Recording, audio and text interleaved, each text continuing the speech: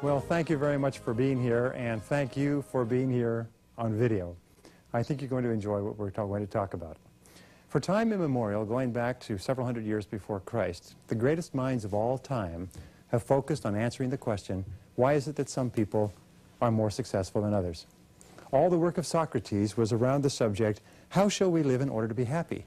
What are the keys to wisdom and goodness in life?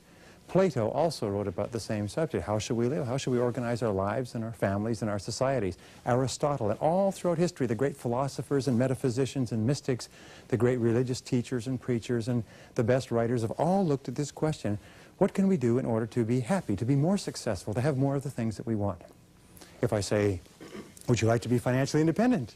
You say, of course. Would you like to be financially independent? Yes. Why aren't you? Why aren't you financially independent? You're making one of the best livings in the history of the world, living in the richest country in the history of the world. Why aren't you a little bit financially independent? And you know what you say? I can't. My bills are too high. My taxes are too high. My costs are too high. My this, my that, my... The fact of the matter is there are people who come over here with nothing from foreign countries and save every single thing that they make and live on half of their income, and 10 years later, working at laboring jobs, they've got 20, 50, 100 people working for them and they're financially independent. Why? It's because they had no limitation. All of our limitations exist within our own minds, and the worst of all is we feel helpless. The second reason why people stay where they are is illustrated by the story of Speedy the Rat. Speedy the Rat is put into a cage, and off the cage there are 4 tunnels. And Speedy is kept hungry, and in the mouth of the 4th tunnel, down here, a little bit of cheese is put. Speedy is dropped into the cage, and Speedy is hungry. He goes, smells cheese around here somewhere, so starts doing a little search. Searches around a little bit, tries the 1st tunnel, 2nd tunnel, 3rd tunnel, finds the cheese at the 4th tunnel. Chomp, chomp, chomp, chomp, eats the cheese and is happy. Takes Speedy out, keep him out for 24 hours. He's hungry again. Put him back in. Cheese is in the mouth of the 4th tunnel. And Speedy goes, a little bit familiar. He does a search process, comes to the 1st tunnel, 2nd tunnel, 3rd tunnel. There's the cheese in the 4th tunnel. By the 3rd or 4th day, you can put Speedy in the cage, and he'll go right to the 4th tunnel and get the cheese. Once Speedy is conditioned, they take the cheese and they move it halfway back this tunnel, about 3 feet deep. This is the tunnel by which I mean about 3 feet or 3 inches around. And Speedy comes running in, rushes to the 4th tunnel, no cheese. Looks around, backs up, counts. Goes and explores, sniff, sniff, sniff, sniff, sniff, sniff, sniff, sniff, sniff, sniff, sniff, sniff, sniff, sniff, sniff. Smells cheese in that 4th tunnel, finally explores and finds the cheese. Well, in a couple of days, Speedy is conditioned to drop into the cage, go straight to the 4th tunnel, halfway back and get the cheese. And so then they move the cheese to the back of the 4th tunnel. And of course, in no time at all, Speedy is conditioned to go choo, choo, and get the cheese. Then they take the cheese and move it to the back of the 2nd tunnel. Well, Speedy's put in the cage, goes straight to the 4th tunnel, straight to the back, comes out, looks up at the researchers, says, where's my cheese? Not a happy camper. They say, I don't know. Speedy turns around, goes back to the back of the 4th tunnel, comes back. It's hungry. And when you're hungry, you know, you don't have much of a sense of humor, even if you're a rat. Turns around, goes back to the back of the 4th tunnel, comes back. Now, here's the moral of the story. Speedy has a rat brain the size of a pea. You, as human beings, have a 3-pound brain that is the most powerful organism ever conceived of in the universe. We cannot even conceive of anything more complex and more powerful than your brain. You can send thoughts across thousands of miles. You can think of a person and get them to phone you from across the country. You've done this many times before. Your brain is so powerful it's scary when it's properly used. But Speedy has a brain the size of a pea. And Speedy, with a brain the size of a pea, will eventually figure out that there's no cheese at the end of the 4th tunnel. And will begin exploring the other tunnels and will eventually find it at the end of the 2nd tunnel. But human beings, with this incredible brain, will keep going down the 4th tunnel forever. They will keep doing what they've always done. They will get into a rut, which we call a comfort zone. They will set a series of habits that are not serving their best interests, and they will keep on with those habits, and they will keep doing things that no longer make them happy, that no longer give them any cheese, and they will keep doing them year after year. And we find that almost everybody today, all of us, to consciously and unconsciously, is held by these twin pillars, these twin bindings of helplessness on the one hand and habit on the other. Is that we try to free ourselves from feeling helpless, and we fall right into an old comfort zone. Or we get out of the comfort zone, we get right back into feeling helpless. The only way that we can achieve our true destiny is to break the shackles that are holding us, and the answers to both of them are confidence and courage. Courage and confidence. The greatest single limitation on success in America, in the world today, is lack of confidence. It's not that we can't do it. We have capacities and abilities beyond anything that we have ever thought of in our whole life. You know, if you used your talents to the full for the rest of your life, you would never even use a fraction of what you're actually capable of, based on all the research that's been done. We are right now functioning, according to Stanford Brain Institute, with about 2% of our brain power. 2%. The rest of it is huge, this huge reserve of brain power, which we're kind of keeping there in case we ever need a little. You know, we got so much of it, it's unbelievable. Well, so I said to myself, what is the key here? And you know what? There's a common denominator of helplessness and habit. And the common denominators are fear and ignorance. Fear and ignorance. We're afraid. We're afraid it might not work. We're afraid we might fail. We're afraid it might cost us something. We're afraid of criticism and embarrassment. We're afraid of failure and loss and limitation and lack and ill health and disapproval. We're so afraid. The things that we would do if we weren't afraid are literally beyond belief. And we're afraid of getting out of the comfort zone because of what they might say. What if we did something different, changed jobs, changed careers, started a business, got into something else? What would they say? Do you know, I was listening to a psychologist talking the other day. He says, nobody's ever been able to define who they are. But it's they out there. It's the great almighty they that's got us terrified. You know, it's a true statement. We say that when you're in your 20s, you don't care what people think. And when you're in your 30s, you're very sensitive to what people think. And then you get into your 40s. And in your 40s, you realize the great truth is that no one was ever thinking about you at all. And that's the fact. Nobody ever thinks about us at all. And there we are. We're so terrified of doing what we really want to do because of what they might say or think. So we stay in that comfort zone. Now, all successful people are those who consciously are aware that the self-doubt that holds most people back is something that they are heir to as well. And they're alert and sensitive to it. When a person says, why don't you do this or why don't you do that? They have a tendency to say, well, I can't because of this and I can't. Wait a minute. There's a story of a little boy. Goes to school for the first time. And the teacher says, do you play a musical instrument? He said, I don't know. I haven't tried yet. If you ask an adult, do you play a musical instrument? What will the adult say? Nope, I can't. No, never could. Don't have tone deaf. Don't have any musical ability at all. Do you know that every child has perfect pitch up to the age of 5? That every child has the ability to play classical music up to the age of 5. The Suzuki musical training systems have demonstrated that. You can start teaching kids classical violin at the age of 3. Just when they can barely move their hands, they can start to play. It's phenomenal. Yet most of us believe, I can't. You know, I don't have it. I can't do it. Our natural tendency is to sell ourselves short. Our natural tendency is to think of the reasons why we can't before we think of the reasons why we can. So the key to breaking ourselves out of the comfort zone and breaking ourselves loose of the shackle of helplessness is courage and confidence. We neutralize the antidote to fear and ignorance is desire and knowledge. And the more we learn about what we want to do and be and have, the more we believe that we can do it. The more we believe that we can do it, the more willing we are to try. And the more willing we are to try, the more likely it is we will succeed. What is the first part of triumph? The first part of triumph is to try. Little simple one-liner. Now, this is what I found. What if somebody came to that elephant and said, Mr. Elephant, you don't have to stay here. You can do anything you want. You're the biggest animal in the world. That little thing can't hold you. All you have to do is pop loose and you can go. And he says, no, no, no. I've been stuck here for years. And every time I'm tied up, I stay here. Why? Well, because of this and because that's a habit. You know, I can't and I can't. I wish I would. I want to. Whoa. I'm too tall. I'm too short. I'm male, female, young, old, educated, uneducated. So what we say is, look, just try.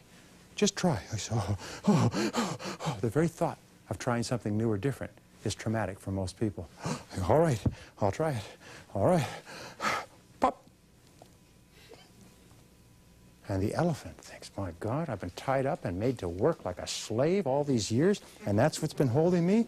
And the elephant gets mad and goes looking for its owner. And what do you call an elephant that gets mad and goes looking for its owner? You call it what? A rogue elephant, that's right. Now, each one of you has the capacity to be a rogue elephant because you know something, there's nothing holding us back except the limitations we have in our own mind. That elephant is, in reality, unstoppable. And the most important goal that you can develop, the most important quality or characteristic that you can develop for happiness and success is to be unstoppable yourself, is to think of yourself as unstoppable. And you know how you become unstoppable? It's by the basic psychological, behavioral development principle of simply saying it to yourself.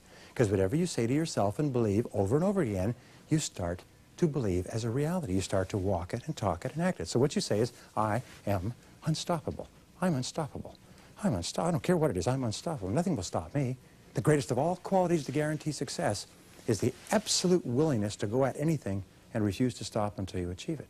And you know something? The statistics show that 95% of the goals that you set for yourself, you will achieve if you refuse to quit. So the starting point is just to simply say, I am unstoppable. Say it. Say, I am unstoppable. I am unstoppable. Now say it like you mean it. Get your thumbs out of your mouths and say it like you mean it. Say, I am unstoppable. I am unstoppable. Once more, I am unstoppable. I am unstoppable. Yes. So now from now on, whenever you see a barrier or wall, or you think of anything you want to do or be, you say, wait a minute here. I'm unstoppable. Nothing stops me. And you know something? You will develop yourself to the point where nothing does.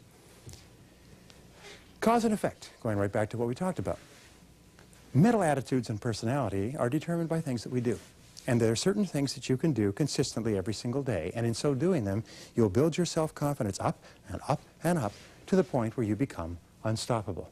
And these are very simple things, and they're practiced by the most successful men and women who were so terrified they could not lead silent prayer in a telephone booth at one time. And they built themselves up to the point where they're not afraid of anything by working on themselves. Just like a weightlifter builds up muscles, you can build up character, personality, and strength, and tenacity, and desire, and knowledge, and courage, and confidence by working on yourself. And so I'm going to give you now are the 12 key principles, practiced by all high-achieving men and women. Very easy to learn, very easy to practice, don't cost anything. As a matter of fact, what I would ask is that you try them just a little tiny bit, and you'll get results out of all proportion to the efforts you put in. The first of all, starting point of great accomplishment is to dream big dreams. Number one, dream big dreams. Let your mind float free. All really exceptional men and women dream big dreams. They allow their minds to float. They think of what they could be and what they could do and what they really, really want. Here's an exercise for you. Take a piece of paper later on and write at the top, dream list, and then make a list of all your dreams. If you're married, sit down with your spouse and say, honey, let's make a list of everything we'd like to be, do, or have in the rest of our lives. But what about this and what about that? No, decide what's right before you decide what's possible. Don't decide, well, we can't afford this and we couldn't do that. We go, stop, stop, stop. That's helplessness. That's habit. That's these old negative habit patterns holding you back. Before you even decide what you want, most people are figuring out why they can't have it. What you do is you say, wait a minute, if I had no limitations, and this is the key, you dream as though you had no limitations. Nothing's holding you back. Imagine you have all the time, all the money, contacts, all the education, influence. You have everything going for you in the whole world. And just simply decide, these are my dreams, and write them down. Project yourself into the future and say, where do I want to be in 5 to 10 years? If I could design a perfect life, so my life was perfect in every respect, my relationships, my income, my work, my family, my health, my home, my car, what would it be? This is the starting point of great achievement, because what will happen is that if you can clearly define that target, you can hit it. You eventually always hit the targets that you set for yourself, but you can't hit a target that you can't see. So allow your mind to float freely. Allow yourself to engage in what is called blue sky thinking. Blue sky thinking means you just simply imagine you have the whole blue sky above you and no limitations, and then you write it down. And then you think and ask yourself this question. What one great thing would I dare to dream if I knew I could not fail? What one great thing would you dare to dream if you knew you could not fail? Imagine you were absolutely guaranteed of success in any one thing, big or small, long-term or short-term, in the whole world. What would it be? And write it down. Now, if that doesn't make your heart pound a little bit faster, then maybe somebody should nudge you with their elbow because you're probably not alive or awake. The fact is that when you start dreaming big dreams, you know what happens? Is your self-concept goes up, your self-esteem goes up. The very fact that you allow yourselves to dream big dreams causes you to feel better about yourself, see yourself better, think of yourself better, and it starts the process of making yourself unstoppable. You become unstoppable. People with big dreams that they're absolutely committed to are unstoppable human beings. It's people with little dreams and no hopes and no plans beyond tomorrow and next week. These are easy people to stop. But people that have big dreams to make wonderful lives for themselves, they're phenomenal. The second key is to develop a clear sense of direction. Develop clear goals and make plans for their accomplishment. You see, if you have big goals, they motivate you, they stimulate you, they excite you, they enthuse you. If you have no goals at all, you just go around in circles. What we have found is that goals are the fuel in the furnace of achievement. You have big goals, and the more you work on the goals and the more you feel yourself progressing toward them, The better you feel, the more positive you feel, the more momentum you develop, and the more you feel yourself to be unstoppable. You see, without goals, you're easily stopped because you don't know what you want. H.L. Hunt, the great oil billionaire, was once asked his secrets of success, and he said there's basically 2 requirements for success in America. Only 2. He said, first of all, decide exactly what you want. Most people never do that. Second of all, he said, determine the price you're going to have to pay to get it, and then start paying it. Earl Nightingale said that happiness is the progressive realization of a worthy ideal. The very most dependable way to keep yourself positive and happy and motivated is to think about your goals and to work towards your goals every single day. Because when you work progressively, step by step, towards something that's important to you, you know what happens? You feel better and better, and you start to get results, and the results start to motivate you to go forward even more, and you get more results, and pretty soon you develop this wonderful feeling of self-confidence. You become unstoppable. When you have big dreams, that's the cosmic or vision part of your life, and then goals, which are very set and specific, and you start moving toward fulfilling them, you feel fabulous about yourself.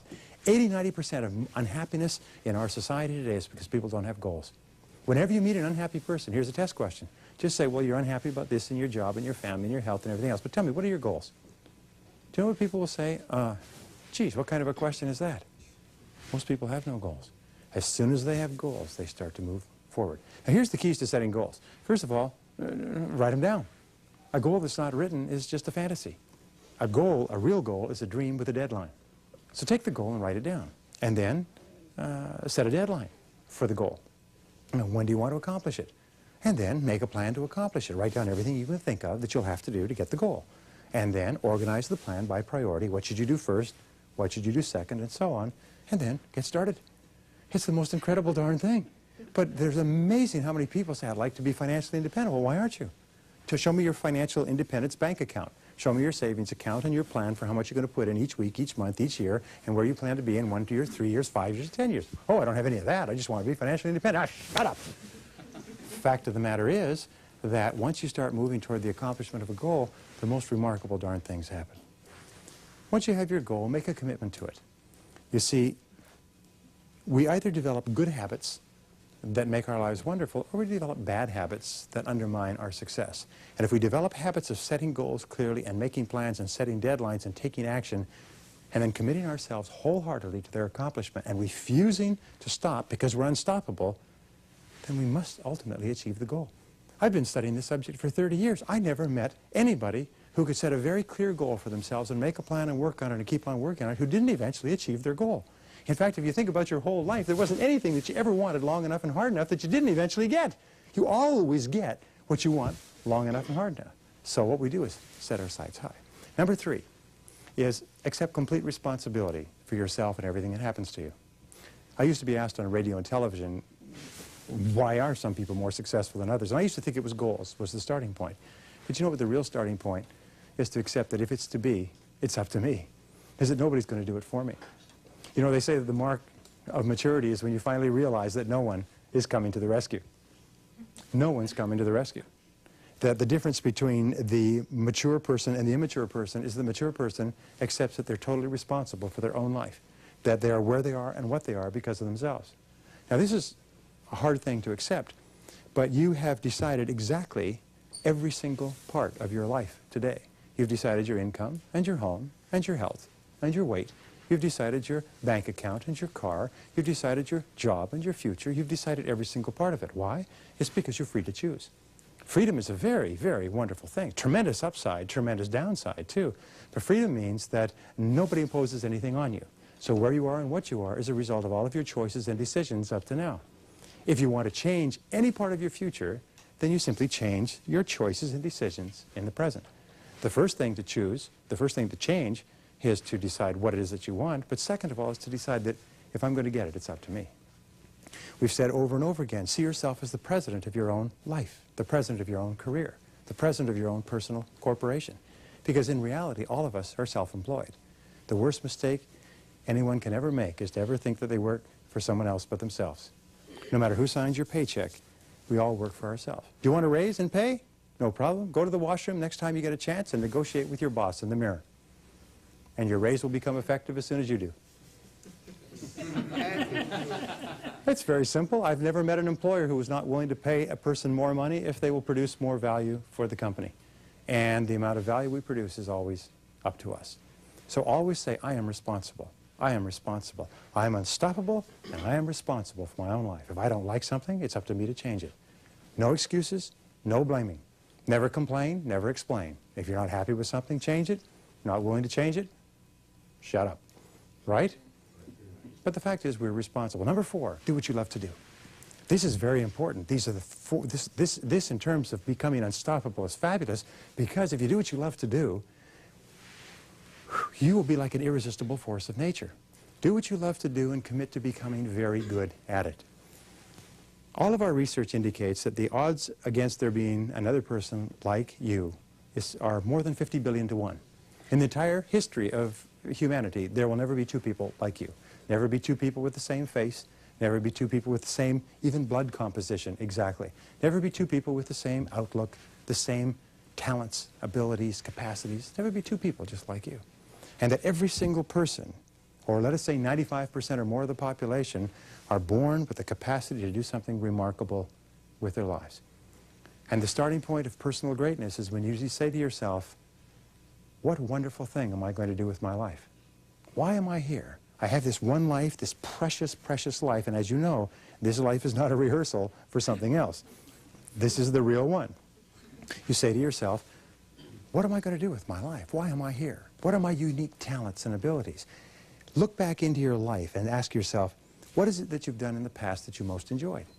What is it that you've done in the past that comes easy to you, but which may be difficult to others? What subjects did you do the best at in school? What are the things that interest you the most? What are the things you like to read about and talk about and learn about? What are the things that hold your attention? What are the things that are indicators that this is where you should be focusing all your talents and abilities? Whatever it is, find it, and then commit yourself to becoming excellent at it. You see, it's not possible for us to be happy unless we know we're good at what we do. A person who's not very good at what they do feels inferior when they're with people who are good at what they do. We've all had this experience, by the way. Being around people who are at the top of their field when we're not, we feel just a little bit kind of overawed, like we're standing in the shadow of their light. And knowing that we're good at what we do makes us feel unstoppable. Yes. So if you are dreaming big dreams and you have clear goals and you accept total responsibility and you're doing what you love to do and you're getting better and better at it, and remember, excellence is a journey, not a destination. It's not a goal at which we arrive any time in life. We just keep working and keep working and keep working. There's a story about Ted Williams when he was the top baseball player in America, one of the highest paid, best batting averages, and so on. At the end of a doubleheader, everyone had gone home. The park was empty. And the park maintenance man was out cleaning up. And way out there with an automatic ball machine, there was a batter just slugging away at the balls. And he came out and he looked at him. He said, geez, he said, you're Ted Williams. He said, yes. He said, pleased to meet you. He said, what are you doing here? All the other ball players are back at the hotel and having parties and everything else. He said, well, I'm practicing. He said, but you're the best baseball player. You're the best hitter in all of America. He said, you don't need to be out here. And he said, why do you think that is? Why do you think that is? Because it's always concentrated on getting better, and of course it pays off. In the final analysis, all that people really care about is how well did you do the job? Did you do a good job or not? We always pay top dollar for the people who are the best. If we have, and we can afford it, and we have an illness or a child that has an illness, we say, who's the best? Who's the very best? We want the best. We want the best in every field.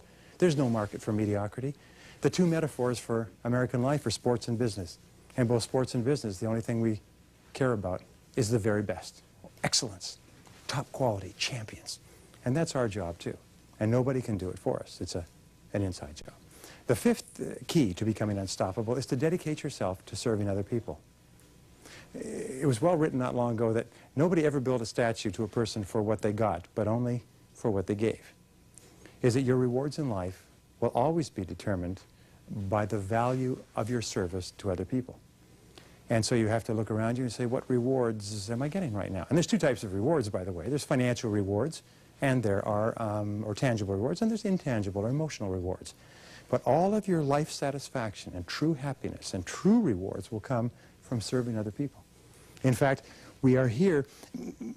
Albert Einstein was asked in the latter years of his life, what's the purpose of human life? And he said, after some thought, he said, well, we're here to serve others. What other purpose could there be? We're here to serve others. What other purpose could there be? Here's the interesting thing that I found out, is that you're only truly happy and only truly liberated and only feel wonderful about yourself and your life when you can lose yourself in doing something that you feel enriches and uplifts and enhances the life of other people. Every successful executive in every small and large company loses themselves in their work. Tom Peters, after writing In Search of Excellence, said, if you threw away the whole book, you'd have to keep one principle. It's an obsession with customer service. A friend of mine who teaches total quality management said, you know, you can take all the books and put them aside, and total quality management means just one thing, is find out what your customer really wants and give it to him. And give it to him at a good price and give it to him at a good quality, but that's all it is. Total quality life means dedicating ourselves to serving people that we care about. And if you're not happy with your work, do you know what it means? It means that those people you're serving may not be the right people for you. It doesn't mean that it's not bad work or that it's not good work. It just means that it may not be right for you. So therefore, you should look forward to working. You should love the work that you're doing. You should tremendously enjoy the results that you get for other people. And if you don't, it just means that there's something else that you should do. But you'll never be happy and you'll never be fulfilled and you'll never be unstoppable until deep in your heart you absolutely love serving the people that you serve. And the men and women who have dedicated their lives to service throughout human history are the ones that we admire the most. Albert Schweitzer, when he was alive, Mother Teresa today, probably the most respected person on the globe because she's dedicated her whole life to service. So think about it. Who do you want to serve? And then become very good at serving whoever it is. Number 6, develop a workaholic mentality.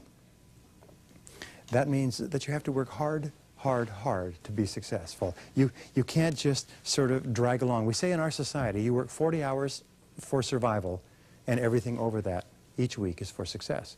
If all your work is 40 hours, you just survive. You just sort of tread water in a steady stream that's moving down, and you tread water and you maybe just hold your place and you pray to God you don't get laid off because then you'll just go downstream so fast financially it's unbelievable. But when you're working hard, doing something you care about, achieving your goals and fulfilling your dreams and serving and helping people that you want to help, you become unstoppable. You become irresistible. We know that in America today, we have been sold a bill of goods. The bill of goods is that you can have a great life at 40 hours a week, and maybe 38 or 37 or 35. And the fact of the matter is, in 25 years of searching, I've never found a single successful person who works 40 hours a week. The number of successful people in America working 40 hours a week or less is somewhere between 0 and none. There aren't any, anywhere. And yet we're told, well, if you can't do it in 40 hours, it's not worth doing. The average work week for successful Americans is between 50 and 60 hours. Many work 70 and 80 and 90. They work 6 days a week, 12 hours a day, 5 days a week, or 10 hours a day, 6 days a week.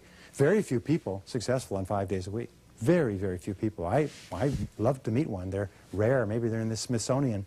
But they're very rare people. The fact is that successful people, especially during the important years of your life when you're building your estate, work 6 days a week. And here's the most important principle, is work all the time you work. When you do work, work. We've been brought up with this post-World War World War II affluence where people could get a job and do the job and get a good salary and life was fine, and those days are gone forever. The fact is that the average person working today wastes fully 50% of their time fooling around. They waste it socializing. They waste it on telephone calls. They waste it on lunches and coffee breaks. They waste it reading the newspaper. And then when they do work the other 50% of the time, they do what's fun and easy. They work on low-value tasks. They spin their wheels. But the successful people are those who work all the time they work. So if you're going to work 8 or 9 hours a day, and let's say you have a family, so you can't work more than that, then be sure that when you do work, you put more of yourself into the work. Because there's nothing that makes you feel more powerful than to know that you're on top of your work and you're making progress and you're getting things done. One of the reasons why so many people are out of balance today is because they waste so blasted much time at work and then they have to take the work home. Remember the story of the fellow kept bringing a briefcase full of work home, and his daughter was asking his wife, "Mommy, how come Daddy always brings a briefcase full of work home and works at night instead of spending time with the family?" And she says, "Well, honey, he doesn't get his work done at the office, so he has to bring it home and work on it. She said, well, why don't they put him in a slower class? When you waste your time at work, what you're saying is, I should be put in a slower class, and sooner or later, you'll be put in a slower class. That always happens. It's called unemployment, downsizing, and things like that. Number 7 is be an unshakable optimist. Be an unshakable optimist. This is wonderful. In other words, always look for the good in every situation. We know that a positive mental attitude is a foundation of a healthy, happy life. A positive mental attitude, an attitude of absolute confidence and determination that you can and be and do whatever you want, it goes hand in hand with all great success. The work on positive attitude concludes this, that how you feel about yourself is based on 2 or 3 factors. First of all, it's the way you look at situations. If you look for the good in other situations and other people, you always find it. You always have a tendency to find what you do look for. If you look for the valuable lesson in every setback, and every single day you're going to have setbacks and obstacles and difficulties and disappointment and so on, just look for the valuable lesson. The most important of all is the work done at the University of Pennsylvania, which concludes that we are optimists to the degree to which we control our explanatory style. Explanatory style means the way we interpret things to ourselves. If you interpret things to yourself in a positive way, you're going to be positive. If you interpret them in a negative way, you're going to be negative. So superior people are consciously taking everything that happens to them and looking for a positive way to put a twist on it. Here's an example. My friend Wayne Dyer says, would you like to have a happy childhood? Because he says, it's never too late to have a happy childhood. You can have a happy childhood whenever you want. How do you do it? What you do is you turn around and you look back and you reinterpret the events that were so upsetting at the time as being events that were positive and that helpful, and they built your character, and they taught you what you didn't want and what you wanted more of. They gave you direction to change and so on. In other words, if you take the time and you have some fun, you can take any negative situation you've ever had and you can turn it around and you can find something good in it, and by so doing, you become a positive person. You take control of your thinking, you take control of your personality, and the more optimistic you become in the achievement of your goals, the more unstoppable you become. Can you imagine a negative person as unstoppable? Negative people are stopped cold every time they turn around. But optimistic people have this momentum that drives them over any obstacles that come along. So talk to yourself positively all the time. Say, I like myself. I feel terrific. I feel happy. I feel healthy. I feel wonderful. The more you talk to yourself in a positive way, the better you feel. Now, the 8th key to becoming unstoppable, developing unshakable self-confidence, is to be impeccably honest with yourself and others. What we have found is that truly successful people are absolutely honest and objective with themselves and their worlds. They practice the highest of integrity. There's nothing that so undermines your confidence and so weakens your resolve than feeling inside that you're not doing or saying the right thing. Shakespeare said, "To thine own self be true, and then it must follow as the night the day, thou canst not then be false to any man." Now, internal integrity, being true to yourself, being true to the very best that is in you, is the starting point. But the outward expression of it is doing what you do in a quality way. You see, the work that you do with your hands, the work that you choose to hand in, the work that you choose to represent, that would be a symbol of you, is a mark of your true level of integrity. A person who has a high level of integrity does excellent work. A person with a low level of integrity does whatever they can get away with. A person says, well, I'm a very honest person, as long as you don't give me a temptation. And the fact of the matter is, you can ask people, you say, an honest person? Yes, I am. Well, what if you could steal $1 million and nobody would know? Well, tell me about it. So basically, you're just a thief looking for an opportunity. Because a truly honest person, a person of high character, is a person that would not compromise their integrity for anyone or anything. Once you decide to be true to yourself, then the next extension, aside from your work, is to live in truth with others. Living in truth with others is one of the hardest and most challenging things we ever do. But it's also one of the great builders of your soul or destroyers of your soul. Because almost all of our problems in life talk back. Almost all of our problems in life come with hair on top. They come with 2 legs. And you find that men and women who are truly together as human beings are completely honest and direct with other people. If they're not happy with a situation, they say, I'm not happy with this situation. That doesn't mean you go and punch somebody in the face when you're not happy. It just means you say, I'm not happy with this situation, and I'd like to find a way to rectify it. And if the other person isn't willing to work with you to make you happy in the situation, you don't want to be in that situation anyway. It's absolutely amazing how many people stay in situations where the other person couldn't give a damn whether they were happy or not. And then they try to make the situation work. And they ask me for advice on how to make the situation work. And I say, I'm sorry, I can't help you. The fact is that if you live in truth with others, it means that you're perfectly honest with other people. And when you're perfectly honest with other people, you feel better about yourself. You feel stronger inside. Here's the key. Set peace of mind, the greatest of all human goods, as your highest goal. Set peace of mind as your highest goal and make everything else you do fit underneath it. Refuse to compromise your peace of mind for anything. And you know what? If you do, you'll probably never make another mistake. If you set peace of mind as my highest goal, and you say everything that I do or don't do from now on is either going to give me a sense of inner peace or I'm not going to do it. It takes tremendous courage to do this. But if you do it, you feel terrific about yourself. You feel powerful inside. You feel so good about yourself. You feel so focused and so light and so happy.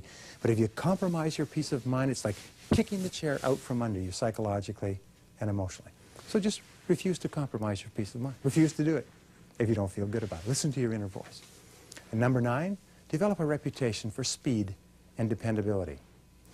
In a survey of 104 chief executive officers a couple of years ago, they asked them, what qualities would most put a person onto the fast track for promotion in your company? And they almost unanimously answered the ability to set priorities and get the job done fast. The ability to pick what's important and then to get on with it and get the damn job done. Do you know, today, time is the currency, this key source of value of the 90s and beyond. And today, we value people who do things for us fast. Today, as a matter of fact, they have what is called queuing theory. When there's a queue and people join the queue, they say, and they estimate this all the time, how long a queue will a person join before they walk away and not buy any? It used to be 7, then it was 6, now it was 5, then it's 4. You know what queuing theory today is? It's 3. Person will walk, if there's 3 people in line, if that line is not moving, forget it, I won't buy it, I'll get it somewhere else. That's why they have to have people on almost like alert when people start to approach checkout counters or desks in banks. They watch, because as soon as there's 3 people, they better get up there, or those people will walk away, change their accounts. We don't even know we want it till today, now we want it yesterday. Isn't that right? When you sell products or services, it may take you 2 or 3 months to get the order, and now they want it last week. And they're very insistent it be delivered immediately, or they buy it from someone else. It's a most incredible thing. So therefore, get a reputation for having a sense of urgency. Get a reputation for having a bias for action.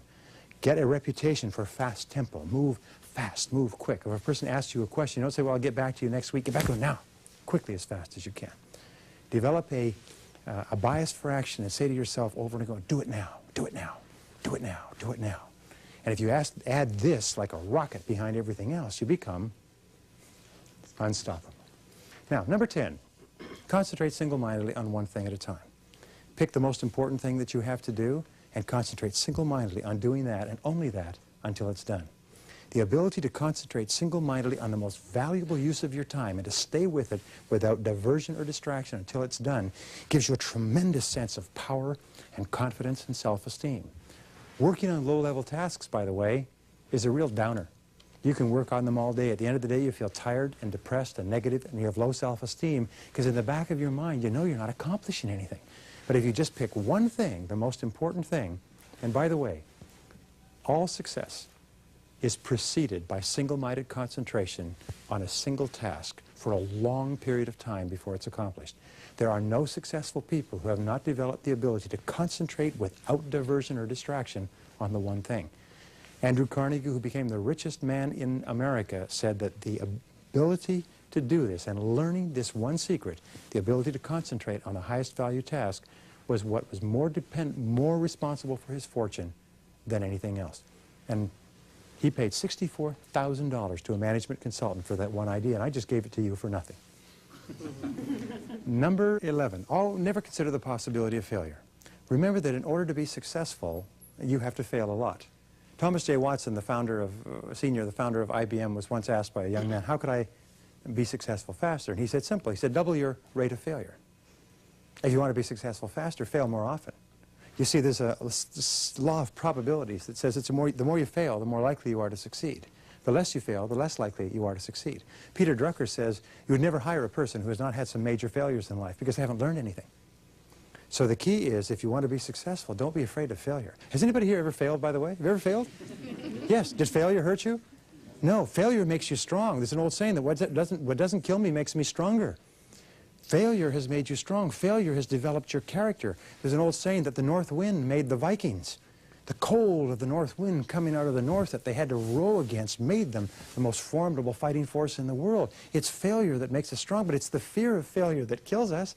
And the way that you deal with the fear of failure is once you've decided what your dreams are and what you want to do, act as if it were impossible to fail. Imagine it were impossible to fail. Say, by gum, I can do that, and start to think of all the benefits of achieving that goal, and then act boldly. Confront your fears. Do the thing you fear, and the death of fear is certain. Do the thing you fear, and the death of fear is certain. Do you know that the ability to confront the fear of failure and to overcome it and to move towards your fears rather than away from them is the one guarantor that you absolutely become unstoppable? If you do it over and over again, you develop the habit of courage. When you develop the habit of courage, eventually you find you're not afraid of anything. When you're not afraid of anything, your whole world opens up for you like a sunrise on the horizon. Everything becomes possible. You look around, a person says, what about this, what about that? I can do this, I can do that, I can do this, I can do that. You get to the point where you're willing to do anything except jump out of an airplane without a parachute. Because as they say, if at first you don't succeed, then skydiving is probably not for you. Number 12. Number 12 is resolve to persist until you succeed. In the final analysis, there are two parts of courage. Remember, Winston Churchill once said that courage is rightly considered the foremost of the virtues, for upon it all others depend. Courage is defined as the ability to act and to go forward in the face of uncertainty, is to face the fact that you may not succeed. It's the willingness to take chances and to take risks. The future belongs to the risk takers. The future belongs to people who are willing to take the risks necessary. The second part of courage is persistence. It's the willingness to endure. It's the willingness to hang in there. Once you've started and you have begun, there is a period between when you begin and when you get some result. And in that period, most people break and run. Most people fall apart. They cannot stand not knowing, so they rush back to their comfort zone. This is basically true in all the psychological work that's been done. But what you have to do is be willing to persist in the face of adversity, even though there is no guarantee of success. And here's the wonderful thing. When you persist, your self-esteem goes up. Each time you force yourself to stay in there, your self-esteem goes up. You like yourself more. You respect yourself more. You feel more confident. You feel better about yourself. In fact, in the ultimate end, you don't even mind losing because you've persisted. But here's the second thing, is persistence is self-discipline in action. And self-discipline is the foundation quality of a great personality. Everything we've talked about really depends upon our having the discipline to do it. And self-discipline means the willingness to do what you should do, when you should do it, whether you feel like it or not. Do what you should do, when you should do it, whether you feel like it or not. And if you can persist, you develop the habit of persistence. If you develop the habit of persistence, pretty soon you get to the point where nothing will stop you and you become unstoppable. In other words, everything we've talked about is that you build your own character. You create yourself in the image that you imagine for yourself. And your goal must be to become absolutely unstoppable in anything you do. Your goal must be to set big dreams and to set goals and to take responsibility and, by gum, to make anything out of your life that you want to make out of. To do anything that you want, because there's no limits. At least there's no limits that you'll ever reach or I'll ever reach in our lifetimes. Let me leave you with this little poem. And it's called Don't Quit. And this poem is something you've all heard. It was written by someone named Anonymous, so we don't have to pay royalties for its use. And it says, when things go wrong, as they sometimes will, when the road you're trudging is all uphill, when the funds are low and the debts are high and you want to smile, but you have to sigh, when care is pressing you down a bit, rest if you must, but don't you quit. For life is queer with its twists and turns, as every one of us sometimes learns, and many a failure turns about when he might have won had he stuck it out. So don't give up, though the pace seems slow. You may succeed with another blow. Success is just failure turned inside out. It's the silver tint of the clouds of doubt. And you never can tell how close you are. It may be near, but it seems so far. So stick to the fight. When you're hardest hit, it's when things seem worst that you must not quit. And if you don't quit, and if you keep on keeping on, then you will become Unstoppable. Yes, thank you very much.